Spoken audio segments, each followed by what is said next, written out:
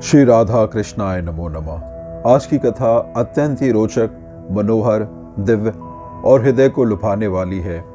इस कथा के माध्यम से आपको यह ज्ञात होगा कि भगवान श्री श्याम सुंदर किस प्रकार से अपनी प्रियतमा श्री राधा का श्रृंगार करते हैं। यह प्रसंग एक कथा संवाद के रूप में है, जिसमें नारद जी नारायण ऋषि से जिज्ञासा करते हुए पूछते हैं। नारद जी ने पूछा, पूर्णमासी बीत जाने पर जगदीश्वर श्री कृष्ण ने क्या किया? उस समय उनकी कौन सी रहस्य लीला हुई, यह बताने की कृपा करें। श्री नारायण ने कहा, रासमंडल में रासलीला संपन्न करके स्वयं रासेश्वर श्याम सुंदर रासेश्वरी राधा के साथ यमुना तट पर गए। वहां स्नान एवं निर्मल जल का पान करके उन्होंने कालिंदी के स्वच्छ जल में गोपियों के साथ जल क्रीड़ा की। इसके पश्चात भगवान श्री कृष्ण राधिका जी के साथ भांडीर वन में गए। गोपियां भी अपने अपने घरों को लौट गई। उस समय श्याम सुंदर श्री राधा के साथ मालती कानन, वसंती कानन, चंदन कानन तथा चंपक कानन आदि मनोहर वनों में क्रीड़ा करते रहे। फिर पद्म वन में रात को शयन किया। प्रातःकाल उन्होंने देखा प्रिया जी फूलों की सैया पे सो रही हैं। शरत काली चंद्रमा की शोभा को तिरस्कृत करने वाले उनके सुंदर मुख पर पसीने की बूंदें दिखाई दे रही हैं। सिंदूर लुप्त हो गया है, काजल भी मिट गए हैं और अधरों की लाली भी लुप्त प्राय सी हो गई है, और कपोलों की पत्र रचना तो बिल्कुल ही मिट गई है। उनकी वेणी खुल गई है, नेत्र कमल भी बंद है, और रत्नों के बने हुए दो बहुमूल्य कुंडलों से उनकी मुखमंडल की अपूर्व शोभा हो रही है। दंत पंक्ति से सुशोभित मुख मानो गजमुक्ता से अलंकृत एवं उद्दीप्त है।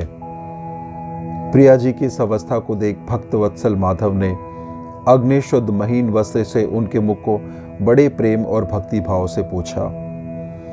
फिर केशों को संवार कर उनकी चोटी बांधी। उस चोटी में माधवी और मालती के फूलों की माला लगा दी, जिसकी उसकी शोभा और भी बढ़ गई। वह चोटी रत्न युक्त रेशमी डोरों से बंधी थी।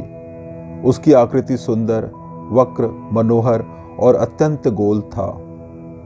कुंदन के फूलों से उसका श्रृंगार किया गया था। वेदी बांधने के पश्चात श्याम सुंदर ने प्रिया जी के भाल देश में सिंदूर का तिलक लगाया। उसके नीचे उज्जवल चंदन का श्रृंगार किया। फिर कस्तूरी की बेंदी से उनके ललाट की शोभा बढ़ाई। तत्पश्चात दोनों कपोलों पर चित्र विचित्र पत्र रचना की। नेत्र कमलों में भक्ति भाव से काजल लगाया, जिससे उनका सौंदर्य खिल उठा। फिर बड़े अनुराग से राधा के अधरों में लाली लगाई। कानों में दो अत्यंत निर्मल आभूषण पहनाए। गले में बहुमूल्य रत्नों का हार पहनाया, जो उनके वक्षस्थल को उद्भाषित कर रहा था। वह हार मणियों की लड़ियों से प्रकाशित हो रहा था। तदंतर बहुमूल्य दिव्य अग्निशुद्ध तथा सब प्रकार के रत्नों से अलंकृत वस्त्र पहनाया, जो कस्तूरी और कुमकुम से अभिषिक्त था। दोनों चरणों में रत्न निर्मित मंजीर पहनाए और पैरों की उंगलियों एवं नखों में भक्ति भाव से महावर लगाया। जो तीनों लोकों के सत्पुरुषों द्वारा सेव्य है, उन श्याम सुंदर ने अपनी सेव्य रूपा प्राण वल्लभा की सेवा की।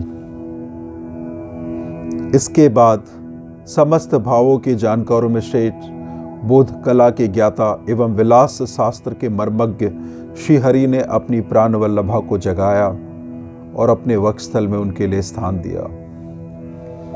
इस प्रकार श्री राधा को जगाकर श्री कृष्ण ने उन्हें भांति भांति के पुष्पमाला, आभूषण तथा कौस्तुभ मणि आदि के द्वारा सुसज्जित किया। रत्न पात्र में भोजन और जल प्रस्तुत किए।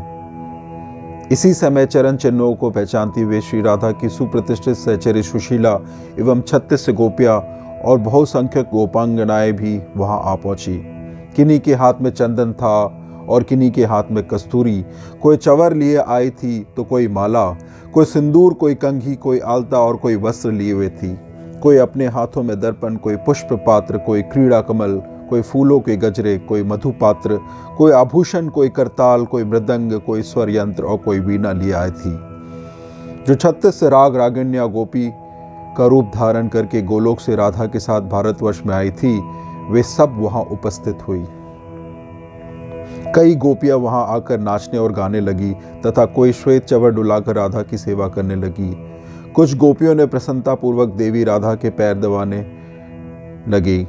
एक ने उन्हें चबाने के लिए पान का बीड़ा दिया। इस प्रकार पवित्र वृंदावन में श्री राधा के वत्सस्थल में विराजमान भगवान श्याम सुंदर ने गोपियों के साथ वहां से प्रस्थित हुए। इस प्रकार मैंने ये श्री हरि की रास क्रीड़ा का वर्णन किया। इस प्रकार से ये संवाद यहीं समाप्त होता है। श्री राधा कृष्णाय नमो नमः।